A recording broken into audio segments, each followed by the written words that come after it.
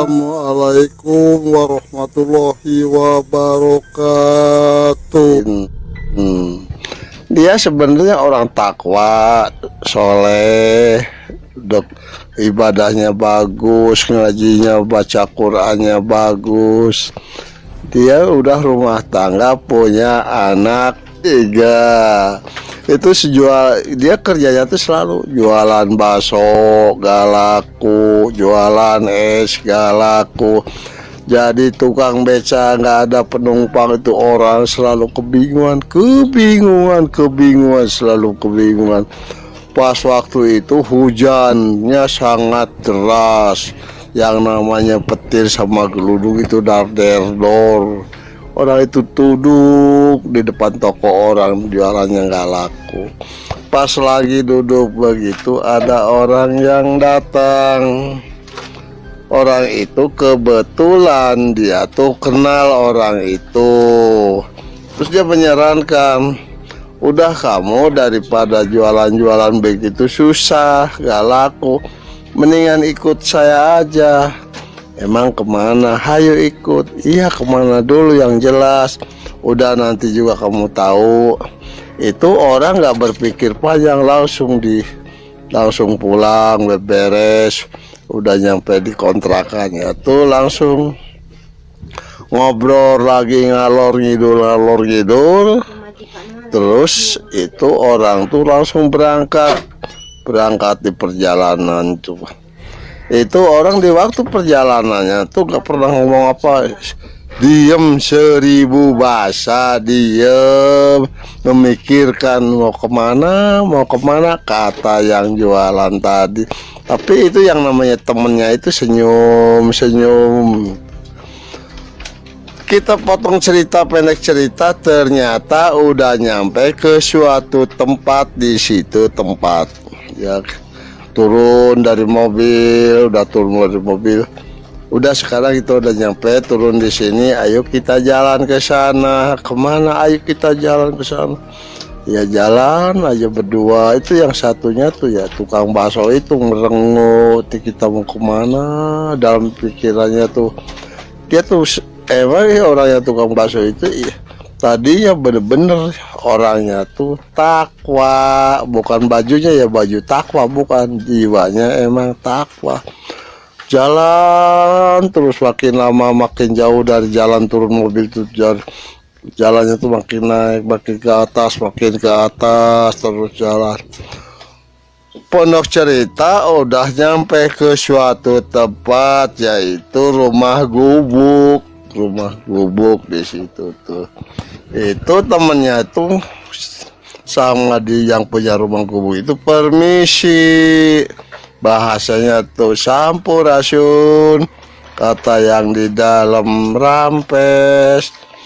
Langsung, udah kamu masuk aja, nggak dikunci. Oh iya bah.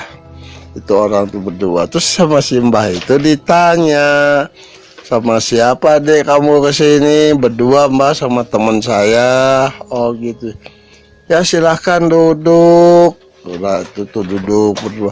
Tapi temennya itu celengak-celinguk, kebingungan, nggak tahu permasalahannya. Tuh orang itu tuh mungkin udah akrab sama si mbak itu, udah akrab. Kamu dengan siapa kesini? Iya mbak, ini sama teman saya satu kampung. Ini orangnya tuh ya bisa dibilang orangnya tuh pinter ngaji, tukang sholat, ya ibadahnya bagus lah gitu. Oh begitu. Jadi maksudnya kesini nggak mau apa? Si mbah itu nanya, dek kesini kamu mau apa? Gak tahu mbak, saya diajak sama teman saya. Oh begitu, ya udah nggak apa-apa. Ya udah sekarang gini aja, kita hayu naik ke atas. Itu orang tuh bertiga ya, si mbah sama orang berdua itu. Kita nggak sebut namanya ya, takut ada yang sama ya tersinggung ya. Iya nggak apa-apa, santai aja kali. Udah itu orang tiga tuh berjalan ke atas. Di situ ternyata ada pohon besar, sangat besar. Ya kalau kita peluk ya mungkin sama 8 orang lah baru bisa dipeluk, saking gede-gedenya pohon itu. Itu si Mbah langsung duduk di bawah pohon itu, duduk. Ternyata di situ udah ada banyak sesajen udah siap. Itu si Mbah itu ngomong, udah deh kamu duduk berdua di belakang Mbah. Oh iya Mbah, kata yang berdua itu. Duduk, si Mbah tuh duduk. Si Mbah itu kumat kamit, baca mantra, enggak disemur sih enggak ya. Itu kumat kamit. Udah lama begitu si Mbah langsung berdiri. Udah deh kamu tungguin di sini ya, tunggu di sini. Kalau ada apa-apa udahnya kamu ke rumah Mbah. Oh iya Mbah, iya. Gitu. Itu orang berdua tuh duduk di bawah pohon, kita sebut aja pohon beringin gitu ya. Itu yang satu ini celungak celing nggak ngerti apa yang maksud tujuannya tuh, nggak ngerti. Tapi duduk sambil bingung si tukang itu, yang temennya itu sambil bingung, lagi mikirin di sini mau ngapain di sini. Udah gitu tuh duduk berdua, ya namanya nyamuk ya di hutan ya pasti ada ya. Itu di situ yang namanya nyamuk. Masya Allah, kata orang bohong sih segede-gede gajah gitu. Untung bohong ya, kalau iya beneran sekalinya dot mati orang. Tuh duduk aja di situ sejam, 2 jam, 3 jam, 4 jam, kurang lebih sekitar jam 1. Di situ ada keluar asap. Ada asap dari pohon beringin itu, asap putih berbentuk langsung berubah menjadi manusia kera gede. Langsung si manusia kera itu ngomong, kamu kesini ada apa kamu? Enggak Bah, ini teman saya hidupnya susah balangsak, dagang ini salah, dagang itu gak laku ini. Jadi saya udah tahu Mbak bahwa saya tuh anggota di sini. Kata si Raja Monyet, iya bener, aku tahu bahwa kau anak buah aku. Iya Mbak, ini saya kesini tuh bawa teman saya. Oh itu bagus good gitu ya. Itu si Raja Monyet itu sangat senang anak buahnya bawa anggota baru tuh. Terus dia nanya si Raja Monyet, kamu manusia, kamu bener udah siap? Apa Mbah? Iya itu, kamu udah siap belum? Saya kurang ngerti Mbah. Udah, nanti juga kamu ngerti permasalahannya. Oh iya Mbah, itu si Raja Monyet ngasih barang itu namanya, dikasih apa tuh, kasih kacang tanah sebakul sama si Raja Monyet. Itu si orang yang ustadz yang itu temennya yang itu tuh, terus si Raja Monyet ngomong, coba kamu makan itu kacang sebanyak-banyaknya, semampu-mampunya. Kata si Raja Monyet. Itu orang itu tuh makan kacang, makan sebanyak-banyaknya. Ya namanya manusia itu orang nggak tahu permasalahannya, nggak tahu. Dia makan tenang-tenang aja terus makan.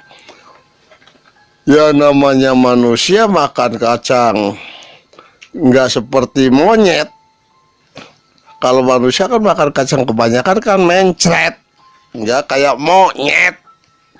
Itu orang tuh makan terus kacang. Lama-lama itu semakin malam.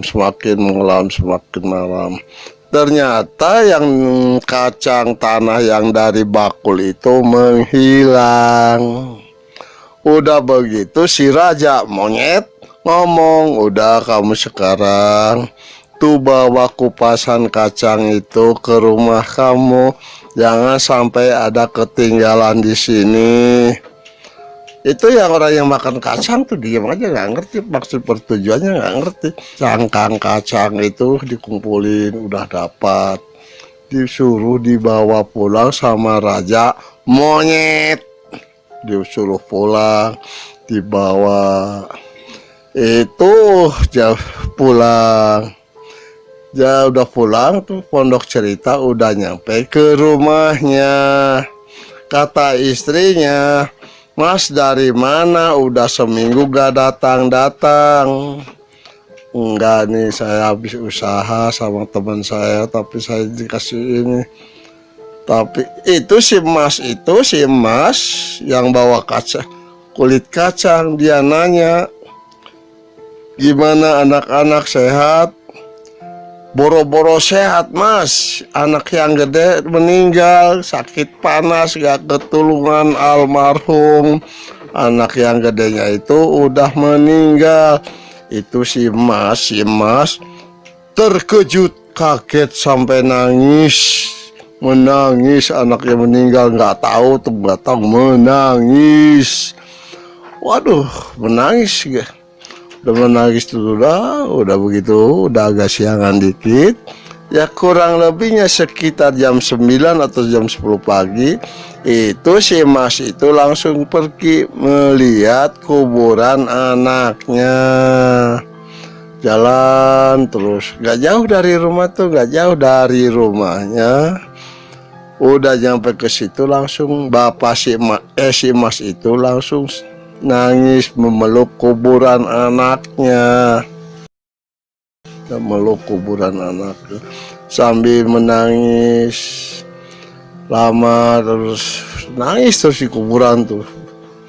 Gak lama kemudian mungkin udah kenyang ya nangisnya, udah kenyang, langsung berdiri, langsung pulang sambil lemas badannya, lemes gitu mikirin anaknya udah meninggal gak tahu. Udah itu, sudah nyampe ke rumahnya, duduk merenung. Udah gitu tuh, terus ada temannya yang tadi ngajak, "Sampean lagi apa?" "Enggak, saya lagi merenung nih, anak saya meninggal satu, yang pertama katanya sakit panas." "Oh begitu, ya udah sabar aja lah, itu udah kepastian, udah patokannya," kata temennya yang ngajak itu. Ngobrol ngalor ngidul ngulon ngetan. Udah gitu si temennya yang ngajak itu langsung ngajak pergi lagi, langsung berangkat berdua. Itu temennya tuh yang ngajak itu udah punya mobil mewah, jalan naik mobil ke sana. Ternyata ke si Mbah tadi yang tempo hari ke sana ngobrol, udah Pondok Cerita, udah nyampe ke rumahnya si Mbah itu. Ternyata ngobrol sama si Mbah tua, biasa ngobrol gimana cerita begini. Terus si Mbah tuh begini ngomongnya sama si Mas tukang bakso itu, "Mas, kamu sekarang kalau ada orang yang datang ke rumah kamu, entah berupa apa, entah berwujud apa, kamu harus sujud menyembah itu. Pokoknya kamu harus, kalau kamu enggak sujud, kamu enggak bakalan kaya. Tapi kalau itu datang, kamu selalu sujud, biarpun banyak orang, enggak ada orang, pokoknya kamu selalu sujud di depan makhluk itu." "Oh iya Mbah, emang apaan itu Mbah?" "Udah," kata si Mbah, "nanti juga kamu tahu." "Oh gitu Mbah." "Iya." Udah diceritain, harus begini, langsung dipulang lagi. Udah pulang begitu tuh, pulang yang bawa mobil itu temennya yang ngajak gitu ya, pulang masih dianterin. Udah itu si Mas tukang bakso itu duduk di situ merenung, siang malam merenung, memikirkan anaknya almarhum, nggak tahu jadi seolah-olah sakit hati gitu ya, anaknya meninggal nggak tahu gitu. Siang, sore, malam itu orang selalu duduk memikirkan anaknya. Udah malam-malam sekitar jam 12 malam ya kurang lebihnya. Ada yang datang. Ada yang datang getuk-getuk pintu. Pas dibuka sama si mas tukang bakso itu, ternyata itu yang datang itu monyet bodas, monyet putih. Itu orang yang si mas itu ya, si tukang bakso itu langsung sujud terhadap monyet. Udah tuh monyet itu, terus si monyet itu anehnya tuh bisa ngomong anehnya. Terus dia di monyet itu nanyain, manusia, di mana kulit kacangnya kamu tempo hari bawa? Ada mbah, ada itu di kamar. Iya, kalau ada gak apa-apa, udah. Jadi kamu kalau saya datang kamu harus sujud, harus sembah sama saya. Oh iya mbah, kata si tukang bakso itu selalu nurut. Itu selalu kelakuannya itu begitu. Setiap monyet putih datang gitu selalu sujud, hartanya nambah. Itu yang anak yang kedua tuh, nggak berapa, cuma jatuh di depan pintu. Anak yang kedua tuh jatuh, anak itu sering jatuh di situ tuh, sering. Tapi kejadian waktu itu sampai fatal, anak itu tuh jatuh di pintu sampai meninggal dunia anaknya tuh. Jadi si mas tukang bakso itu belum menyadari bahwa si pemuja monyet itu tuh belum menyadari mati, anaknya tuh mati. Ada yang bawa yaitu siluman monyet itu. Setahun, 2 tahun, 3 tahun itu si mas itu makin lama makin kaya, terus makin kaya, sangat kaya. Itu orang yang tadinya menghina sama si mas itu, dia sangat menghargai dikarenakan banyak hartanya. Dia beli mobil, turun mobil, wah apa yang dia mau terbeli. Tapi anehnya orang itu pakaiannya tuh dekil kumal, pakai sendal aja berlainan. Yang satunya sendal lili, yang satunya sendal capit. Berarti 2 pabrik yang dipakai tuh.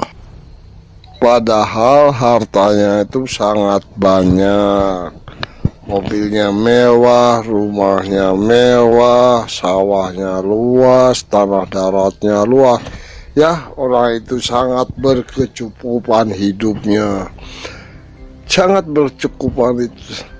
Itu setiap tahunnya orang itu selalu keluarganya tuh ada yang meninggal. Caranya tuh berbeda-beda. Ada yang sakit, ada yang jatuh, ada yang ketabrak, ada yang kesetrum. Bermacam-macam caranya keluarganya tuh ada yang meninggal. Itu selalu begitu setiap tahun. Pasti ada korban, selalu begitu. Kalau seumpamanya sekeluarganya ada yang korban, ada yang meninggal, itu hartanya tuh tambah banyak, Jadi setiap tahunnya tuh hartanya tuh bukannya habis, malah bertambah terus. Itu orang itu kurang lebih umurnya 35 tahun. Itu orang tuh selalu ya, itu lihatnya sih itu jalannya gitu ya, jalannya itu hanya sekedar jualan bakso saja, tapi jualannya tuh sangat laku, sangat laku. Wah, pembelinya itu ngantri seperti beli tiket kereta itu sampai panjang. Itu pembelinya tuh nggak ada hujan, nggak ada panas, ngantri panjang seperti orang yang mau beli tiket kereta itu orang yang bener-bener itu yang belinya tuh banyak tiap harinya tuh. Makanya orang itu hartanya semakin banyak, tapi itu keluarganya tuh setiap tahun tuh pasti ada yang meninggal. Umurnya bertambah lagi setahun, 2 tahun, 3 tahun. Orang itu tuh, si Mas itu 4 tahun, 5 tahun. Umurnya baru kurang lebih sekitar 40 tahun. 40 tahun itu wah, yang namanya hartanya, rumahnya bener-bener lantai gitu, ada lantai 3, mobilnya mewah, garasinya wah bener-bener, yang namanya motor aja, motor Harley Davidson, waduh, segala macam itu barang-barang mewah di dalam rumahnya. Tapi pakaiannya tuh dekil of the kumal, itu pakaiannya sendal jepit aja, sendalnya aja sampai 2 pabrik. Itu tuh waktu orang itu, si Mas itu tuh kalau garuk-garuknya tuh bagus gitu, gak bagus gitu garuk-garuknya tuh. Coba sampean sekalian semua yang dengar cerita ini, perhatikan monyet kalau garuk-garuk badannya. Itu si Mas itu begitu garuk-garuknya tuh kayak begitu, perhatikannya monyet-monyet bergaruk begitu. Itu selalu begitu. Emang banyak orang pelanggannya tuh, langganan yang banyak yang curiga bahwa si Mas ini jualannya tuh nggak wajar. Tapi orang yang suka beli ya langganannya itu udah terpengaruh aura-aura negatif dari siluman monyet gitu. Jadi nggak ada istilahnya jijik, sebel, bau atau segala macam, dikarenakan pelanggannya itu udah terpengaruh aura-aura negatif dari siluman monyet gitu. Itu yang kalau rezeki dari Allah sih emang ada, emang, tapi nggak berapa. Biarpun si Mas itu jualannya hasil dari pesugihan monyet, tapi orang tetap ada rezeki dari Allah tuh ada, tapi nggak berapa. Tapi kebanyakan yang belinya itu semuanya juga kebanyakan itu siluman monyet. Umpamanya kalau dipersentasekan, umpamanya kalau manusia sekitar ya 5 atau 6%, tapi yang lainnya tuh lebihnya itu dari siluman monyet. Jadi termasuk keluarganya si Mas itu. Umurnya bertambah lagi si Mas udah 40, 42, 43, 44, 45. Udah umur 46 si Mas itu sakit-sakitan. Si Mas tukang bakso itu sakit-sakitan. Bentar-bentar ke rumah sakit, bentar-bentar ke rumah sakit, sembuh sebentar, sakit lagi, selalu begitu. Itu si Mas tukang bakso itu. Dia begitu tuh terus, kalau datang monyet putih dia langsung menyembah, sujud. Itu selalu begitu, setiap monyet putih itu datang, si Mas itu selalu sujud ruku gitu, sama di bawah telapak kaki si monyet bodas itu selalu. Si Mas itu makin terus sakit-sakitan, berobat kemana aja, tapi yang diserang bukannya seperti kiai, ustadz atau itu, yang disamper sama si Mas itu selalu rumah sakit. Dikarenakan kalau minta syariat dari orang-orang ngerti paranormal atau kiai atau ustadz, pasti ada yang pasti ketahuan, kebongkar rahasianya. Itu si Mas tuh sakitnya tuh semakin lama tuh semakin bener-bener parah. Ya, kata pepatah mengatakan hidup enggak, mati enggak. Itu badannya tadinya bener-bener lintu gemuk gitu ya, gemuk gitu. Sekarang udah menjadi kurus kering, kurus kerontang. Ibaratnya apa? Ibaratnya tulang berbungkus kulit aja. Itu sakitnya tuh bukan seminggu, bukan 2 minggu, bukan setahun 2 tahun. Yang namanya ke rumah sakit, bayar ke rumah sakit udah nggak tahu lah. Itu uangnya mungkin habis tahu 2 karung, tahu 3 karung untuk bayar ke rumah sakit. Ya begitu, habis berobat ke rumah sakit, sembuh seminggu 2 minggu, sakit lagi. Pendek cerita, kurang lebih umurnya si Mas itu 48 tahun kurang lebihnya.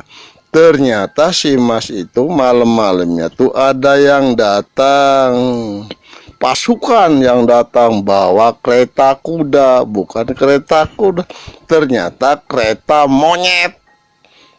Kereta ditarik sama monyet-monyet banyak. Itu si Mas tuh langsung dipaksa sama raja monyet tuh, sama dipaksa dipedol itu. Wah, dipaksa si Mas berontak, gak mau pulang, gak mau dibawa-bawa sama monyet itu, gak mau. Tapi itu monyet memaksa terus, berontak. Ya kekuatannya manusia, sekuatnya manusia sakit, sejagonya manusia sakit. Ya akhirnya nyawanya si Mas itu ternyata dibawa oleh siluman monyet. Waktu itu si Mas tuh almarhumnya matinya tuh sekitar umur 48 tahun. Jadi semua rata-rata kalau orang pesugihan rata-rata itu nggak pernah, umurnya nggak pernah melewati 60 tahun. Di bawah 60 tahun itu sama siluman sama siluman itu dibawa. Dikarenakan kalau melebihi itu berarti udah melebihi target. Kita itulah cerita saya, cerita penyembah monyet, pemuja monyet. Kita akan saksikan kenyataan di dunia nyata, di dunia. Dulunya manusia itu yang tadinya tukang bakso itu sangat disegani, sangat dihargai, sangat ditonton di sama masyarakat itu, orang kaya, orang senang, orang benghar gitu ya. Akhirnya udah mati, udah dibawa ke alam siluman. Kita lihat lanjutannya ini, dilihat, coba kita ya, kita ambil video-video ngambil dari alam seperti binatang-binatang monyet itu ya, gitulah. Kita saksikan lanjutan ini. Kita akan tayangkan video di alam bebas. Orang itu dulu ditonton karena hartanya banyak, sawahnya luas, mobilnya bagus-bagus, mewah, ditonton sama masyarakat, diperhatikan sama masyarakat. Tapi udah meninggal, udah pulang ke alam siluman, ya inilah jadi tontonan juga, dikarenakan wujudnya kayak begitu. Dulu ditonton sama masyarakat dikarenakan kaya, rumahnya bagus, mobilnya bagus, hidupnya mewah, hidupnya tapi kalau udah meninggal ternyata jadi tontonan masyarakat juga, dikarenakan berubah wujud menjadi monyet. Inilah itulah orang-orang yang tadinya ngaji mujak monyet jadinya berbentuk, matinya tuh menjadi monyet, pulang ke negara monyet, ke negara siluman monyet. Jadi sama masyarakat nggak jauh beda. Dulu ditonton karena hartanya, udah mati ditonton karena wujudnya. Itulah makanya manusia harus bertobat. Ajarannya apa sama Allah, jangan terlalu terobsesi terhadap duniawi. Harta emang nggak masalah, harta itu bagus, harus dicari, tapi cari jalannya yang benar, jangan yang instan. Jangan, ada pepatah mengatakan berakit-rakit ke hulu, berenang-renang ke tepian, insya Allah ada hasilnya bermanfaat buat anak cucu kita, buat keturunan kita. Jangan ngambil yang instan. Kalau yang instan seperti ke monyet, seperti ambilnya ke siluman monyet, ya inilah contohnya nih, filmnya ada, videonya ada di sini, nggak saya sebut namanya, tempatnya di sini. Ini istilah jelasnya itu pesugihan monyet. Kalau orang tahu ini daerahnya daerah mana, itulah ya. Kalau seumpamanya tahu daerah ini, tolong banyak-banyak istighfar, baca-baca istighfar, banyak-banyak berdoa sama Allah supaya nggak tergiur hal-hal yang menyakitkan, hal-hal yang menyedihkan. biarlah kita jadi tukang bakso. Pepatah mengatakan biarlah sedikit-sedikit juga yang penting berkah, sedikit-sedikit juga yang penting halal. Janganlah istilah kata orang sih hayang ngarau kusiku bebenangan hante tah gitu. Kalau orang sudah pasti ngerti ya. Inilah dia contohnya orang yang serakah, orang yang menghilangkan menghilangkan rezeki dari Allah. Buat apa rezeki kau segini cukup apaan tapi yang sedikit itu insya Allah berkah, insya Allah halal. Kalau pengen selamat jangan ikutin si Mas, jejak si Mas tukang bakso itu. Waktu hidup dia kayak dipandang sama masyarakat karena kayaknya, udah mati pulang ke negara siluman karena wujudnya berubah manusia menjadi siluman monyet. Sama masyarakat cuma dikasih suhu atau kacang seadanya. Jangan lari, udah nggak apa-apa. Jalan aja nggak. Itu monyetnya bawa anak itu. Rasanya kalau musim hujan? Bagaimana rasanya musim hujan di hutan? Bawa Kan enak dingin. Enggak sama kakek enggak. Kita aja ada di dalam rumah, kalau hujan kan tetap dingin. Apa Itu digendong tuh lagi nenen tuh anaknya tuh ya. baju tanpa alih-alih lagi. Makanya manusia banyak-banyaklah istighfar, banyak-banyaklah istighfar, jangan sampai ketularan si Mas tukang bakso dikarenakan keserakahannya itu. Jangan. Itu ya cerita saya. Enggak, itu ya emaknya. Cerita ini saya rangkum dengan kenyataan dengan sejelas-jelasnya buat memperingati umat-umat manusia supaya insya Allah menambah tebalnya iman, menambah kepercayaannya kepada Allah, mendekatkan diri sama Allah. Jangan terlalu rakus sama harta benda. Kita gak masalah kita rakus, tapi pakailah akal logika sesuai dengan kemampuannya masing-masing. Cerita ini cukup sampai di sini dulu. Insya Allah kita ketemu lagi di cerita-cerita yang lainnya, di cerita-cerita berikutnya, di tempat yang lain, waktu yang lain, insya Allah. Salam hormat, salam dari saya Ki Jamrong. Semoga sehat selalu sehat selalu, jaya selalu. Assalamualaikum warahmatullahi wabarakatuh.